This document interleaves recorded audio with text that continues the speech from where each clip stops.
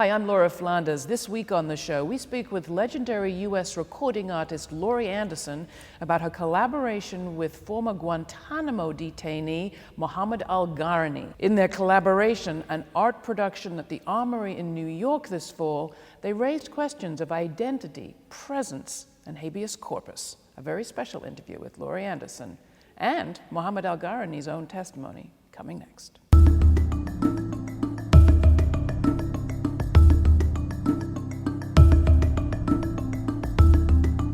Ever since her hit recording Oh Superman in 1981, multimedia artist Laurie Anderson has been raising questions about technology, humanity, justice, and truth.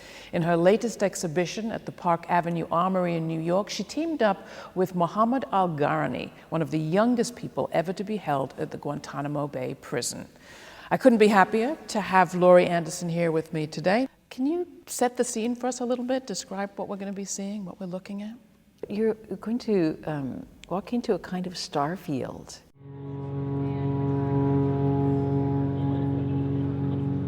And in the middle of that field will be my collaborator, Mohammed el Gharani, and projected live onto a three-dimensional screen, let's say, a kind of statue.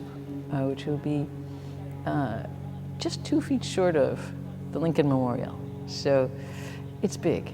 Now it's kind of big partly because we were going to have it 1.6 to have a sort of human scale, slightly, but they sent a whole lot of extra material. So we said, well, let's just try it bigger. And it's a very beautiful scale now.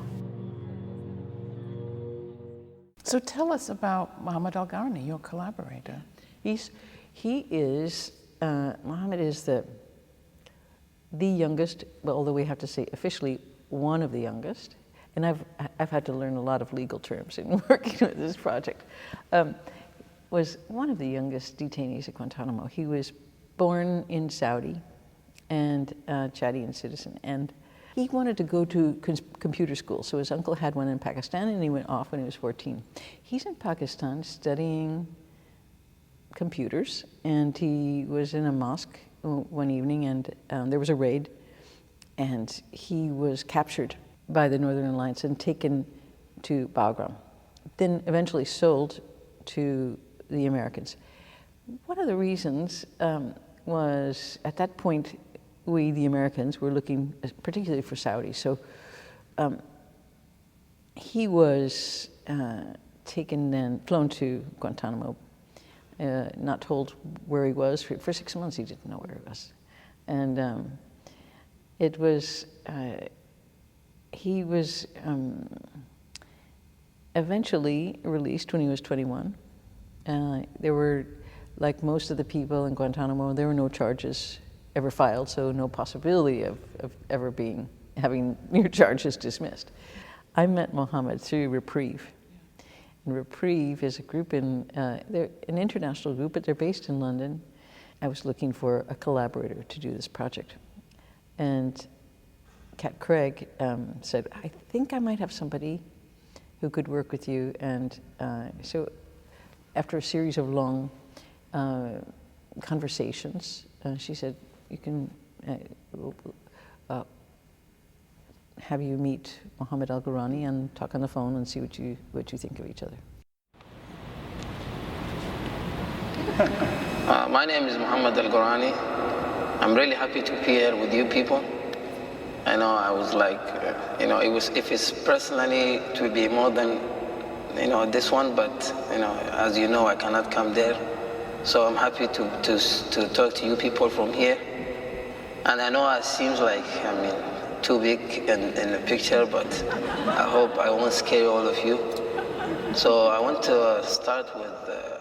There isn't a wall that keeps your collaborator, Mohammed el Gharani, out of the U.S. He was never charged with anything, as you said. He was released. Why can't he be here right now? Why do you have to telepresence him in? All Guantanamo former detainees are barred from coming to the United States. It's just one of the rules, one of the laws. But first of all, the legal language in this is barred, banned, so there are a couple other words.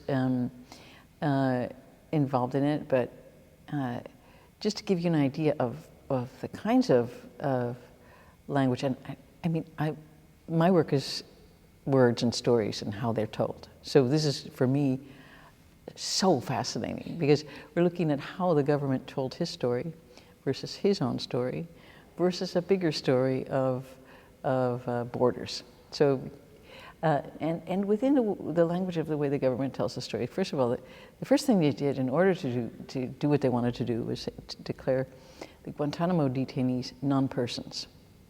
Nobody actually gave them the right to actually say, I'll call you a non-person. I mean, not really sure how they got that right, but they are non-persons. Also, one of the directives at the time of when Guantanamo was founding was to find basically, it was called a quote-unquote legal outer space. So that's what Guantanamo became. It was a non-place, in terms, a place where our laws don't apply, none of them. So we could do what we wanted. There were also things like questions of that I would ask about, were doctors present at when Mohammed was being tortured? Okay, that question can only be answered by, there were behavioral science consultancy teams involved in the treatment of detainees at Guantanamo Bay. And did people commit suicide at Guantanamo Bay? People were committing suicide until suddenly, wow, the suicide rates dropped. However, suicide was simultaneously redefined as, let's see, it was called a manipulative, self-injurious behavior. You know, there were lots of people who died of manipulative, self-injurious behavior, but no suicides, bingo. So language is operating in a very, very heavy way. Also, what we're doing now, having a conversation, is what I did with Mohammed a lot. When you read the transcripts of interrogations at Guantanamo Bay, there are these kind of cryptic things, no sound from detainee. Now, you don't know whether he's being electroshocked at that point or not. So those blank moments are undefined. Why is this combination of pornography and violence happening in, why are we doing this? Why are we doing this? What right do we have to do this? This is so insane. And so that kind of imagery stays with you. So this is about of course, a person who was imprisoned and tortured, but the emphasis is more on how that story gets told and how his story gets told and how they match. And the details are disturbing, yeah, whether they're gory or not. Yeah. Talking about language, can you share with us what he told you about how he learned to speak English? Mohammed learned English in prison, and the first two words he learned were the F word and the N word. He was like, what's the F word, what's the N word? Because people called him that. He decided to learn 3 words a day, and he got a piece of soap, and he wrote the words on the floor. And then he would erase them when the guards would come in. He would hide the soap, which also wasn't supposed to be doing this with, underneath the door during the day. So there's a little place that he could stick the soap to hide it. He was also helped by a number of people there, and primarily Shakir Emir, who is a British resident, and probably came on the same plane that Mohammed did to Guantanamo. So they were kind of brothers from the beginning. Yeah, no, Shakir Amir is a really great man, and I named my boy after him. And I met him in a jail, and he's a really great man, and he's a very strong brother. And from the day one, he told us to stay and unite and stick together. We can face all the troubles coming to us. You know, yeah, Shakir is a great man, because from the beginning weeks, because, you know, when they opened the jail in 2002, February, So I think we went in the same airplane to Guantanamo because after we arrived, I met him there. So Shakir, he is very strong guy. From the day one, you know, when we arrived there, no talking, no even, you can't stand up, you can't even pray. They give you water only for drinking. You can't even do the ablution for prayer. So Shakir, from the day one, he told us, we have to stand up. We have to resist. We have to fight. So even they go and beat him up, take him to Seg Block, they bring him back, he's still Shakir. They couldn't change him. And he always telling brothers,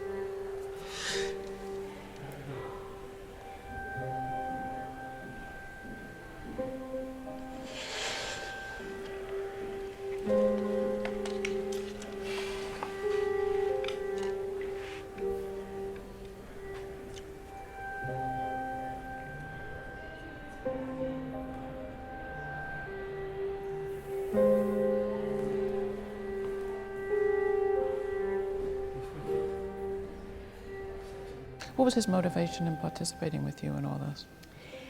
I asked Mohammed why he wanted to do this, and he said, I wanted to do this to help my brothers in Guantanamo. I said, Mohammed, I don't know that this exhibition is going to help your brothers in Guantanamo. I really don't. Secretly, of course, I hope it does. You know, it's an art project, but like a lot of other things, it's heavily involved in a lot of issues of what is suffering, what is justice, what is language, what's a story, whose story are you going to believe, who's in charge. Now, also, the American guards are heavily indoctrinated, and also they joined up. They didn't necessarily join to be jailers, so they're getting a kind of like weird deal anyway. They have to spend 3 days at ground zero, heavy propaganda kind of stuff, information, let's say. They're encouraged to be very brutal. Now, that doesn't go down with everyone. There were a number of guards who, at great expense to themselves, were kind to the detainees. American guys who just went, I'm not into this thing. And they suffered by showing their interest and in the detainees and the little bits of ways that they were able to help them. But they did that. So Mohammed is very, very grateful for that, for the guys who made that effort. God don't have problem with Shakir, but the big dogs, the big people, they hate him because they don't want somebody telling them what to do. For example, if guard come and hit me, or some of the guard, they throw urinate on you while you're sleeping and laugh, ha, ha, ha, ha. What you can do, you inside the jail. So when we complain, they will tell us, they will ask us, which guard? How we know? Because all of them, they blacken their name. Because, maybe if we know their names, the way they think. So we don't know their names. Shakir said, give it to them numbers, like we have numbers. So we know if I tell you the number, you don't tell me, you don't know which one. So he was like, he's a hero. Because, from that day one, he understands that we have to be one. Then they want to divide us. They said, you are level 1. So you have blanket, water bottle, extra stuff. You are level 2. They divide us for level 1, 2, 3, 4. Level 4, you don't have anything. Shakir said, everybody level 1. Everybody level 4. We are all same. Then they try to put Saudi in one block, Yemeni in one block, Afghanis in one block. If the problem happened with Saudi, they will tell, if these people also want to be with them, they will say, this is Saudis, what's your problem? Shakir said, that's how they divide us outside. So he's a great man. So he said, no, if problem happen over there, we all stick together. So it didn't work. So every time they try to separate us, Shakir come in with the idea. No, let's do this. Let's do this. For past, I think, 6 years, they separate Shaker from the brothers. They put him alone. And there has been some good news since your show has been, since word of your show has been out. I don't know if it's related, but... Oh, well, yeah, in September, I think September 25th, there was an announcement that Shaker Emir would be released within 30 days. We'll see if he's out. I mean, we've heard this before, but hopefully this will now be the case, which will really be fantastic. We'll drop it down to 114, I guess, who are still there. None of the, well, a few of them have been charged, but almost all of them have not. We're running out of time, but I want you to touch on a couple of other things. One, you end up going to the West African country where Mohammed el Gharani is. You talk with him, as you've said. You also visit with him to the port, to one of the main ports for the slave trade. Can you talk about that, why you went and what you observed there? Here's the same route from Africa through the Gold Coast to the Caribbean that is 600 years old. 60 million slaves have passed through that, and it's still going on. I visited some of the slavery, coast, or, the prison they used for slavery. It's a similar, my story, because, the way the shackles, the way they shackle them, the way they take them, they never come and ask, Africans to come and help us build America. They just take them. And the same thing, they just take us, without any question, without telling us where we're going. So they just kidnap them and take them. Same thing, they just kidnap us and take us. It's the same way they did the slavery. It's the same, the Caribbean, They take the Africans to the Caribbean Ocean. The same thing took us to the same place. And, the same, you had no choice. Everything you do, what they tell you to do. They won't ask you, can you do this? No, they tell you, do this. So it's kind of similar story. So you're standing there in one of those holding cells with Mohammed. Yeah. Can you talk about that? Well, he asked our guide so many questions. How tight were the shackles? Were their arms up or were they down? Were they able to lie down ever? No, the answer is no. They were packed in like this. What were the shackles made of? Now, here's a guy who walked with shackles for almost 8 years. So he couldn't really walk. I mean, he's much better now, but his back is gone. His head was broken. His teeth are all smashed up still. And this physicality of confrontation is something that I wanted to represent in this show, and so that he would be there live looking, and he has a camera so that he can see people in the armory. You've worked with technology in your work for years in lots of different ways. And I hear in this story, there are so many questions it raises, but one of them is about technology and what is it doing to our humanity? Is it escape? Is it imprisonment? I'm struck by the fact that the brutality, so much of what we've seen and heard about in Guantanamo was pretty basic, not involving much technology. And through this technological means, you've managed to bring him to us and us to him. I'm also reminded that we're using drones to sort of telepresence U.S. empire all over the world. You've thought about this. Where do you come out on your thoughts about technology and our humanity as we go forward? What's in our future, do you think? I think we blame technology for a lot of things. It's just plastic. I don't think it makes us meaner or nicer or more creative or anything. I mean, you can make a very dangerous work with a pencil, and you can be really mean with just your fist.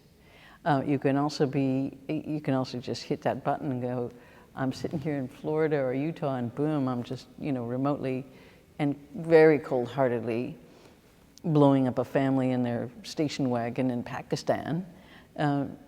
So one of the things I've become obsessed with is wishing Susan Sontag was around to write something, not just about the suffering of this, but about cameras and weapons.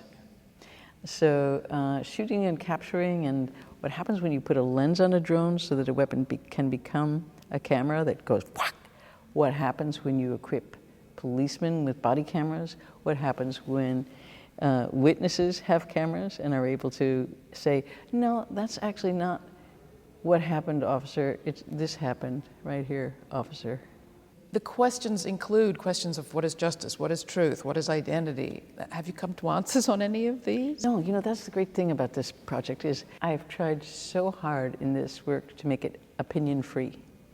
I don't think it says I don't think it has adjectives like wrongly accused. I don't think I think I pretty much stayed within the legal limits of being extremely cool. What is habeas corpus?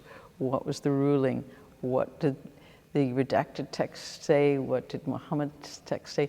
It's full of questions. It's completely open to come into, and people can look at the stories. It's all about reading them for yourself.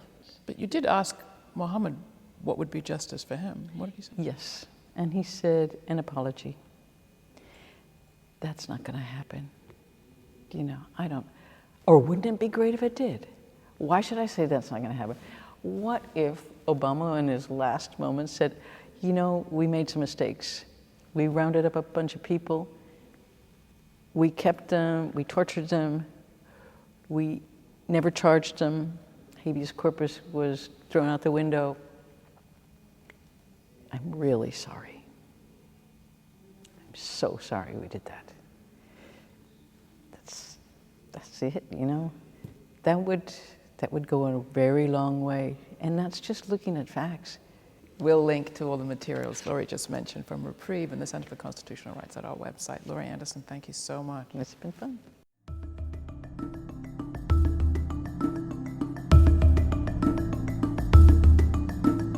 Mohammed el Gharani was one of the youngest detainees ever held at Guantanamo Bay. At the age of 14, he was abducted, imprisoned, and subjected to torture, a non-person in America's non-prison camp.